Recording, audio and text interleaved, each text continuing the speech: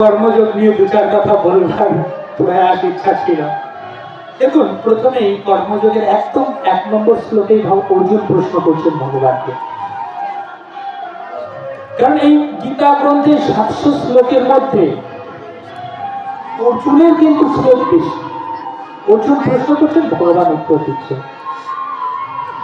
এইখানেও প্রথম শ্লোকটাই কিন্তু অর্জুন ভগবানকে করছে। অর্জুনয়ুবাচ জয়সি চেত কর্মণস্তে মাতা বুদ্ধির জনার্দন কাকি কর্মণি ঘোরে মাং নিয়োজয়সি কেশব। কি বলছে?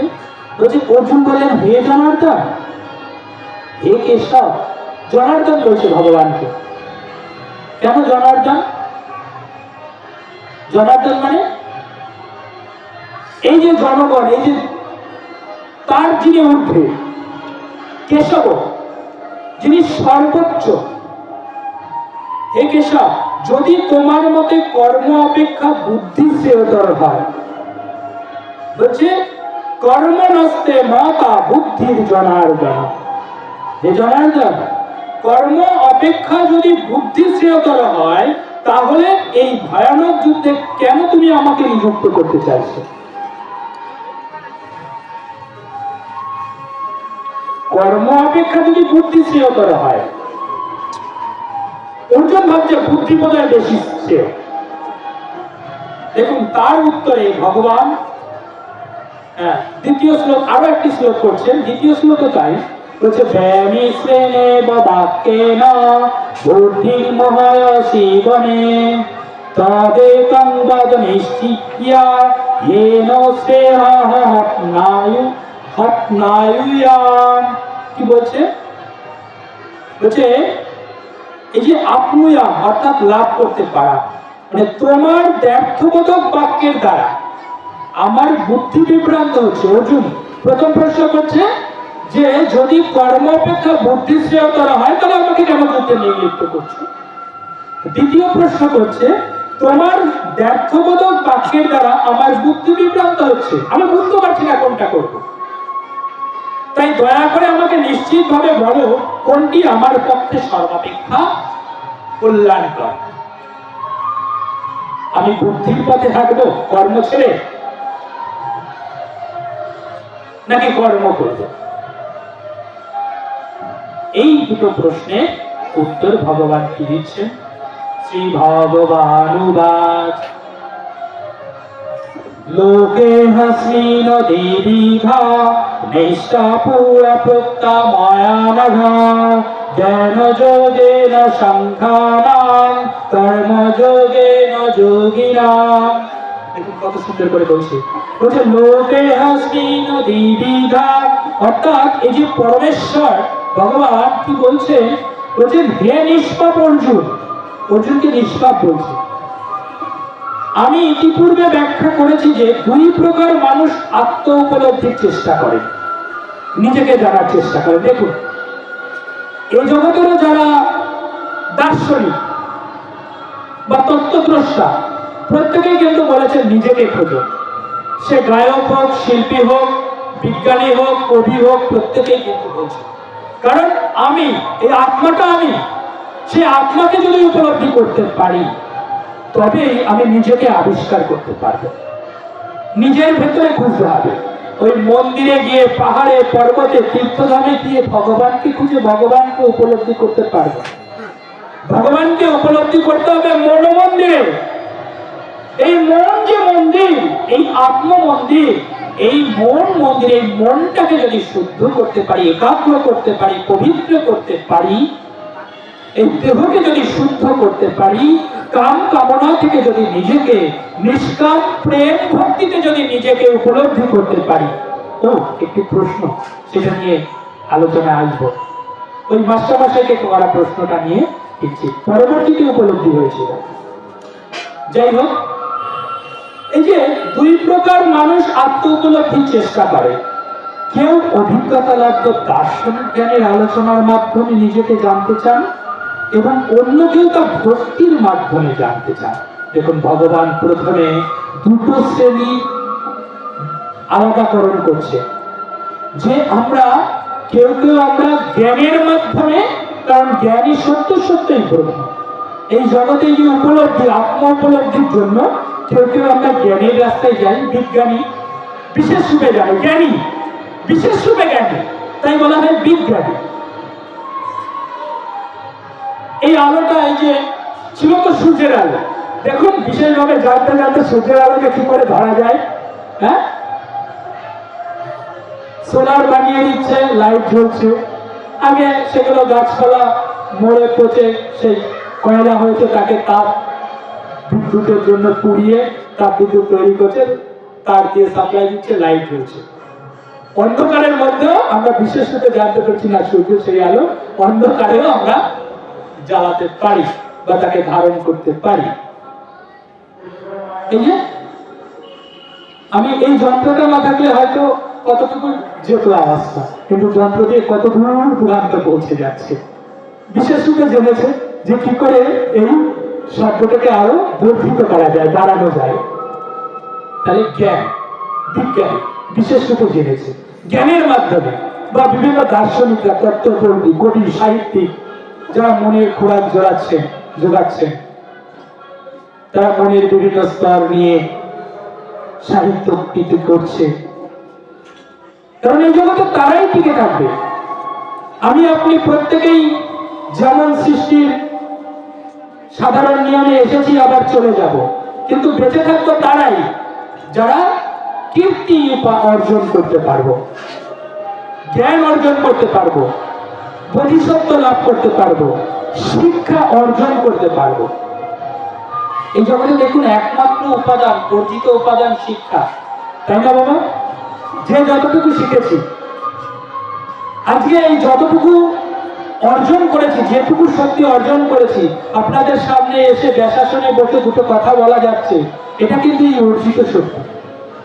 আমার কাছে এই বস্ত্র, অর্থ, সম্পদ যা কিছু সবাই কেড়ে নিতে পারবে, কিন্তু এই জ্ঞান কেউ কেড়ে নিতে পারবে না, কারণ এটি অর্জিত। বাকি সব উপার্জন, অর্থ সম্পদ সবকিছু উপার্জন করছে, উপার্জন। একমাত্র জ্ঞান, শিক্ষা, চেতনার উপলব্ধি। এই জন্য শিক্ষাকে বলা হয় জ্ঞানের আলোকবর্তিকা, চেতনার বিকাশ, ব্যক্তিত্বের আধার। জীবত্ব থেকে মনুষ্যত্বে উপনীত হওয়ার একমাত্র শক্তি, তা হচ্ছে শিক্ষা, ইংরেজিতে যাকে এডুকেশন বলে। এই হচ্ছে শিক্ষা। সেই হার্বার্ট স্পেন্সার হোক আর বিবেকানন্দ হোক, বঙ্কিম বা অরবিন্দ, রবীন্দ্রনাথ, সবাই একই মতে যার যার মতন করে বলেছে, কিন্তু মূল সূত্র এই হচ্ছে শিক্ষা। তো সেই শিক্ষায় আমরা এই যে যতটুকু, দেখুন আমাদের পরিচয় কি কর্মে, এই যে কর্মযোগ করছি, ভগবান বলবেন এই অধ্যাতেই আছে, আমাদের প্রত্যেকে যে যেমন কর্ম করছি। আজকে এই আসনে বসে আপনাদের সামনে ভাগবতীয় কথা আলোচনা করছি বলে আজকে এখন এই মুহূর্তে আপনাদের কাছে পাঠক হিসেবে আমার পরিচয়। এখন যদি আমি এই ভ্যান চালাতাম, তাহলে ভ্যান চালক হিসেবে পরিচয় হতো। তো কর্মে আমাদের পরিচয়, আর আমরা এই প্রত্যেকেই পরিচয়ের পেছনেই ছুটছি। কি আমাদের পরিচয়? অর্জুনও তাই করেছিলেন, ভগবান অর্জুনকে তাই জিজ্ঞাসা করেছিল, অর্জুন তুমি জানো কি তোমার পরিচয়? না, তুমি ক্ষত্রিয়, তুমি তিনটে খত থেকে জগৎকে উদ্ধারের জন্য এসেছো। আজকে আমরা যারা দাস হিসেবে নিজেদেরকে ভাবছি, হ্যাঁ, আমরা চণ্ডাল বা ক্ষত্রিয় বা বৈশ্য বা শূদ্র যাই হই না কেন, দেখুন এই যে বর্ণাশ্রম, এই বর্ণাশ্রম কিন্তু গীতাতে পরিষ্কার বলা আছে, চতুর্বর্ণ মায়া সৃষ্ট গুণ ও কর্ম বিভাগ আছে। ভগবান কিন্তু পরিষ্কার বলছে, গুণ এবং কর্মের ভিত্তিতে ভগবান চারটে বর্ণ সৃষ্টি করেছেন। আপনি শূদ্রের ঘরে জন্ম নিয়েছেন বলে শূদ্র নয়, গুণ কর্মের ভিত্তিতে। তা না হলে ওই যে নমস্য মণি, উনি তো মণি ছিলেন, পণ্ডিত ছিলেন, তার আমরা যারা আছি, বা যিনি শাণ্ডিল্য গোত্রের শাণ্ডিল্য মুনি, তার গোত্র ধরে আমরা আসছি, তাহলে এগুলো যাই হোক না কেন, ভগবান স্বয়ং বলছে এই জগতে চারটে বর্ণ তৈরি হচ্ছে গুণ এবং কর্মের ভিত্তিতে। যেমন গুণ, একটা ব্রাহ্মণ হতে গেলে নববিধা গুণ অর্জন করতে হয়, 9টা গুণ। এই জন্য যে পৈতাটা নেয় 9টা সুতো, এক একটা সুতো এক একটা গুণের অধিকারী। এমনি এমনি ব্রাহ্মণ ওদের উপনয়ন হয়, জ্ঞান নয়ন, উপনয়ন। ওটা ওই নয়ন জ্ঞান চক্ষু উন্মেলিত না হলে তিনি ব্রাহ্মণ হতে পারেন না। ব্রহ্মকে জানতে হয়, আত্মাকে জানতে হয়, আত্ম উপলব্ধি হতে হয়, তবে গিয়ে তিনি ব্রাহ্মণ হবেন। নতুবা এই পুরোহিত, ওই বিপ্র বা বিপ্র এরকমই থেকে যাবে। ব্রাহ্মণ অনেক কঠিন বিষয়। শূদ্রের ঘরেও কত ব্রাহ্মণের জন্ম হয়েছে, জ্ঞানে পাণ্ডিত্যে নববিধা গুণে উত্তীর্ণ হয়ে ব্রাহ্মণত্ব পেয়েছে। তাই আমরা এটা যেন না ভাবি যে আমাদেরও ওই যে মায়েরা, অবশ্য এখানে আমরা যারা বিভিন্ন জায়গায় পাঠ করতে গিয়ে দেখি, মানে যারাই পাঠ শুনি বা আলোচনা হয়, যাদের প্রয়োজন মোটামুটি ফুরিয়ে গেছে তারা শুনি, যাদের দরকার মানে আমরা সময়ের মতো সময়ের কাজ করি না, তাই না বাবা? মনে হয় না এই জ্ঞানগুলো আমাদের যদি সেই সময়, এই যে কাম কি জিনিস বলছিলাম, কামনা, ভাবো কামনা, যৌনতা সবচেয়ে বড়, কারণ সৃষ্টির মূল শক্তি কিন্তু যৌন, তাই না? এ যদি না থাকে, এই আকর্ষণ যদি না থাকতো, মা বাবা আমরা কি আসতে পারতাম জগতে? হ্যাঁ, নারীর প্রতি পুরুষের যদি কামনা না থাকতো, তাহলে কি দরকার ছিল একটা নারীকে অচেনা পরিবেশ থেকে নিয়ে এসে এই যে বাবারা প্রত্যেকে বিবাহ করছে, বিশেষভাবে বহন করছে, সারা জনম ধরে বিশেষভাবে বহন করছে, কোনো দরকার ছিল না গো? কোনো দরকার ছিল না। সৃষ্টির জন্য, সৃষ্টির জন্য স্রষ্টা জগতে পাঠিয়েছে, সৃষ্টি তো আমাদের করতেই হবে। হয় একজনের সঙ্গে, নতুবা এই জগৎ সংসারের জন্য যারা সন্ন্যাসী, তাদের কাছে সবাই সন্তান, তারা স্বামী, সকলের স্বামী, তারা সমস্ত কিছু নাশ করে দিয়ে অন্য যত সন্তান প্রতিপালন করে না, তারা জগৎ সংসারের সন্তানকে প্রতিপালন করে, তাই তারা বাবাজি হয়ে যায়। আর আমরা যারা সংসারে গৃহী, কারণ গার্হস্থ্য জীবন সবচেয়ে বড় আশ্রম, গার্হস্থ্য আশ্রমের উপরে নেই, কারণ সৃষ্টি এই আশ্রমে। সন্ন্যাস আশ্রমে তো সন্ন্যাস, আর ওই ব্রহ্মচর্য তো গুরু গৃহে, শুধু শিখবো, শুধু জ্ঞান অর্জন করবো, ব্রহ্ম জ্ঞানকে জানবো।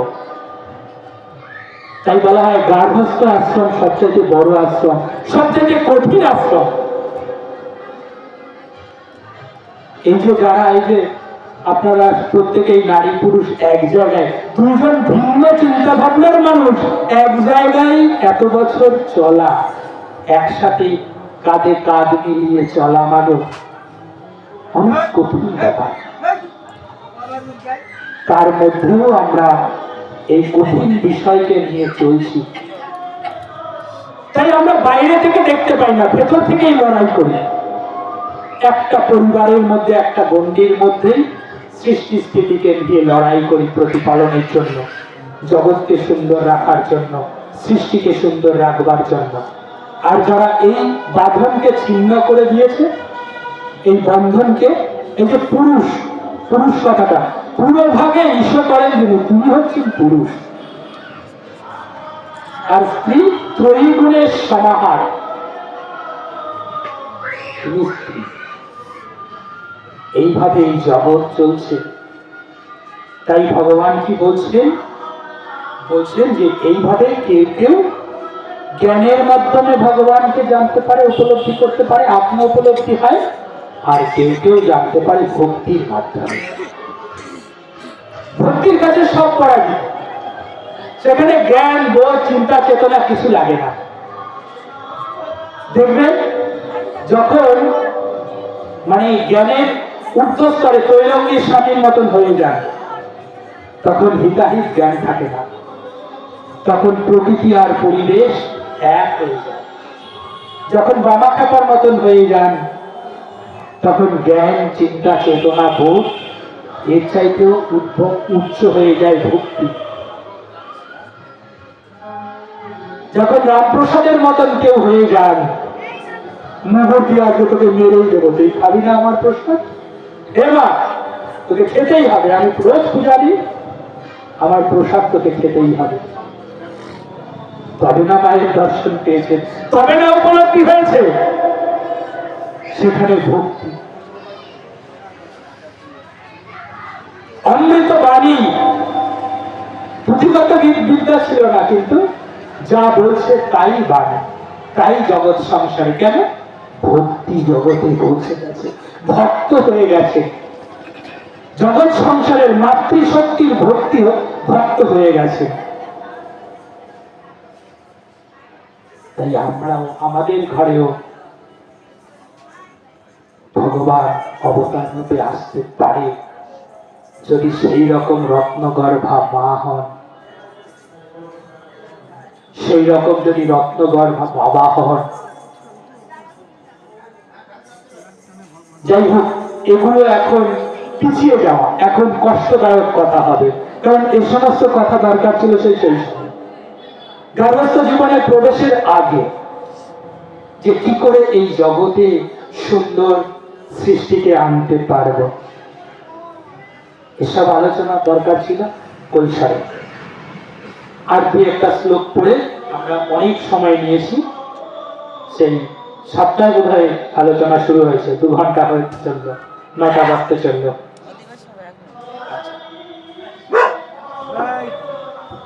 4 নম্বর শ্লোকে বলছে, ভগবান কি বলছে? না কর্ম নাম নারম্ভান নষ্কৈর্মা পুরুষ হপ্নুতে না চ সন্ন্যাস দেবাহ সিদ্ধিং সামোধগচ্ছতি। কি বলছে?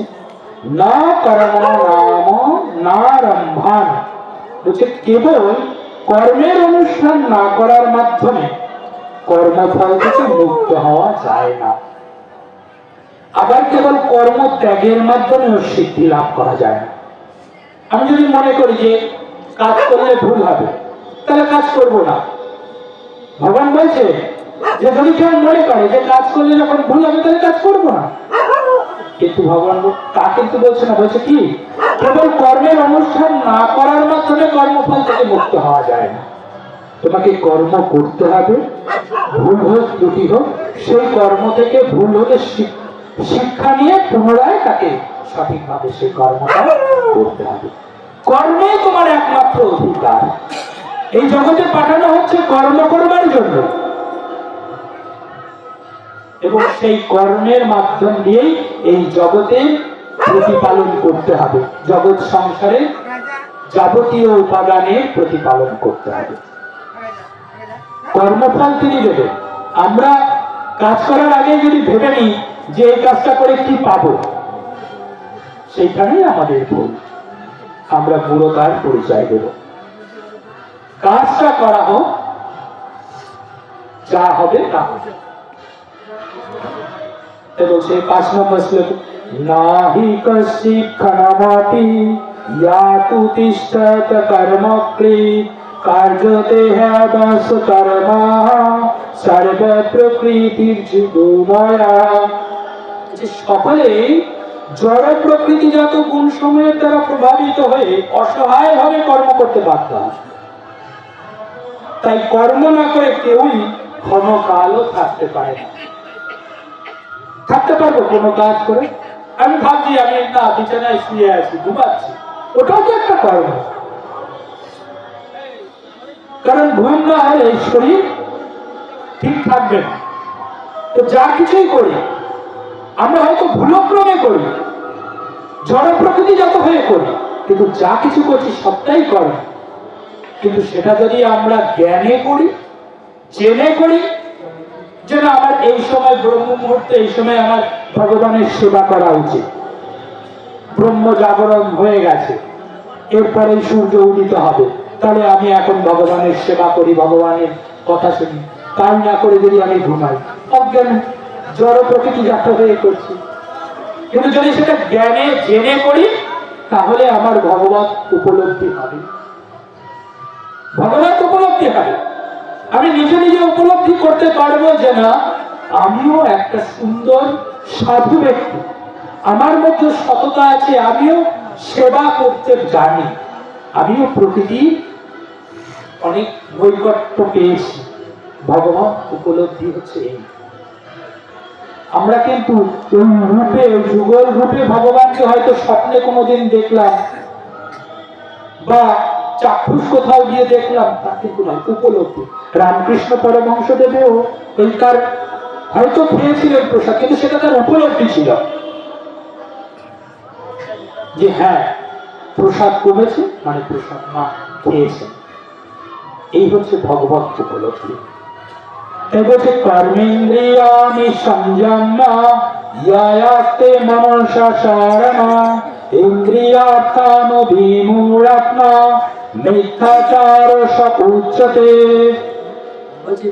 যে ব্যক্তি পঞ্চকর্মেন্দ্রিয় সংযত করেও মনে মনে ইন্দ্রিয়ের বিষয়গুলি স্মরণ করে, সেই মূঢ় অবশ্যই নিজেকে বিভ্রান্ত করে এবং তাকে মিথ্যাচার বলা হয়। আর যে কটা শ্লোক আছে শুধু আমি একটু সংস্কৃতে পড়ে যাই, একটু শ্রুতি মধুর লাগছে, দিয়ে শেষ করছি।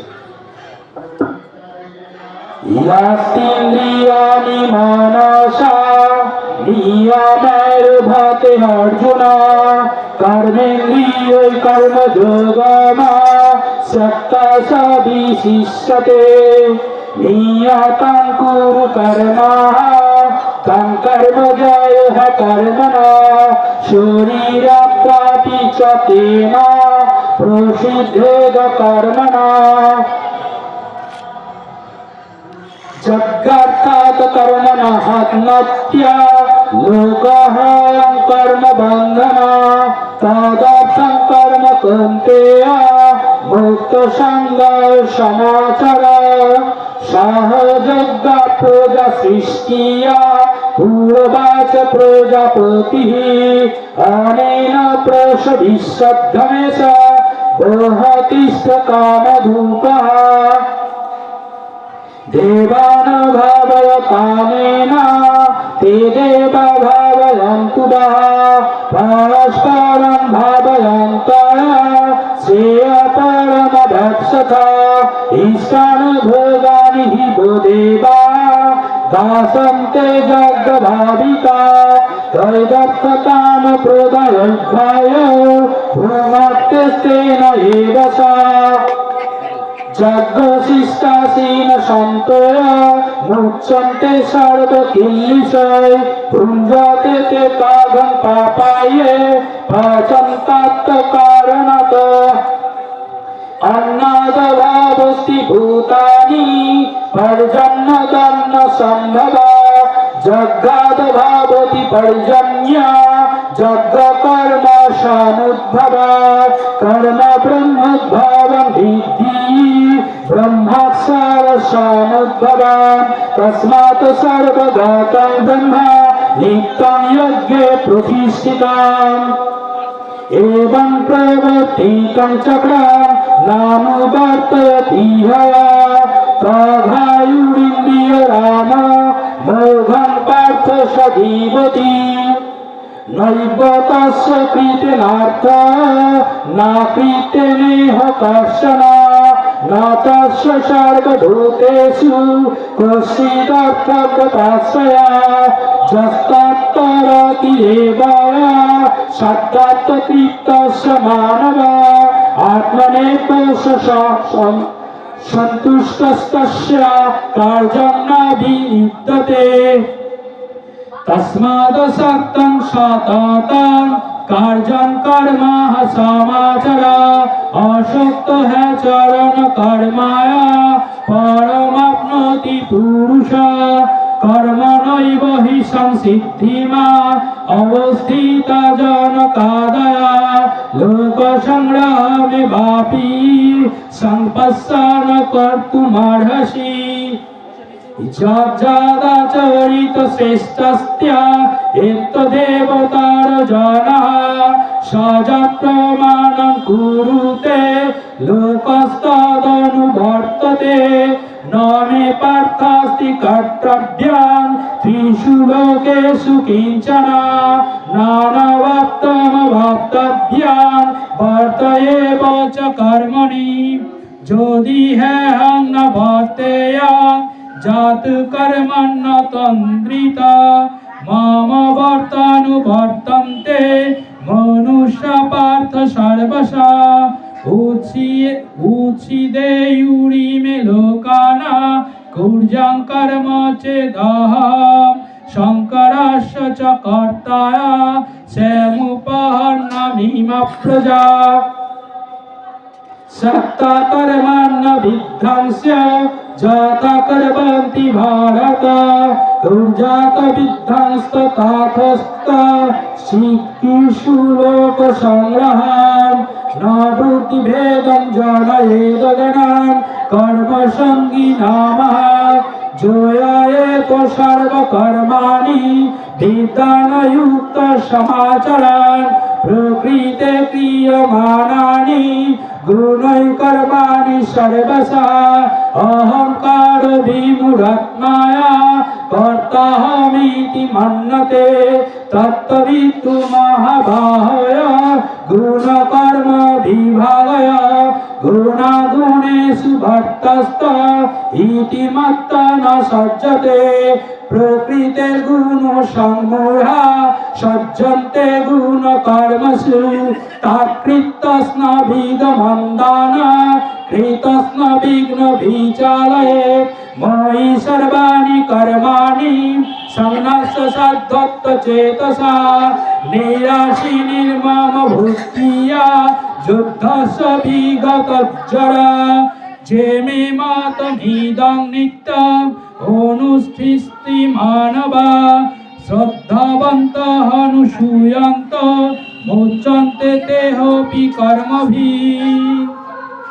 হরি ওম তৎসৎ। গীতা শাস্ত্রবিদং পন্না ইয়া পাঠেৎ প্রযত পুনাঃ বিষ্ণুপদমवाप्नोति भयशोकादिवर्जितः गीताध्ययनशीलस्य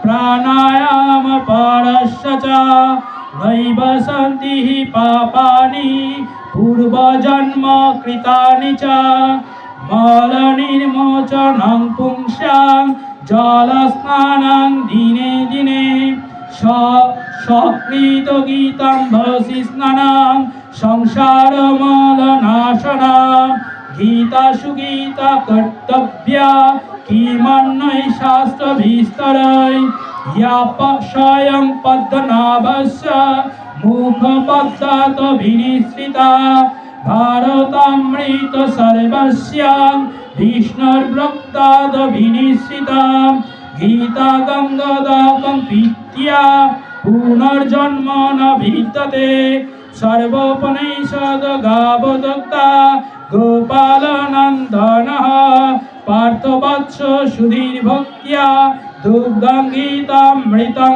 মহৎ একং শাস্ত্রং দেবকী পুত্র গীতাম এক দেব দেবকী পুত্র এব এক মন্ত্রস্তস্য নামানি ইয়ানি কর্মাপেক্ষং তস্য দেবস্য সেবা।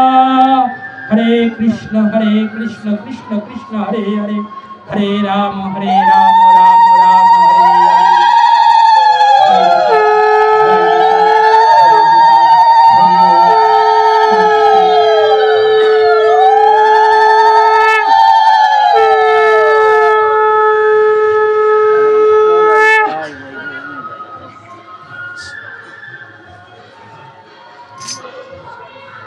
সকলে কৃপা করবেন, সকলে শ্রীপাদপদ্মে আশীর্বাদ প্রার্থনা করি, কৃপা প্রার্থনা করি।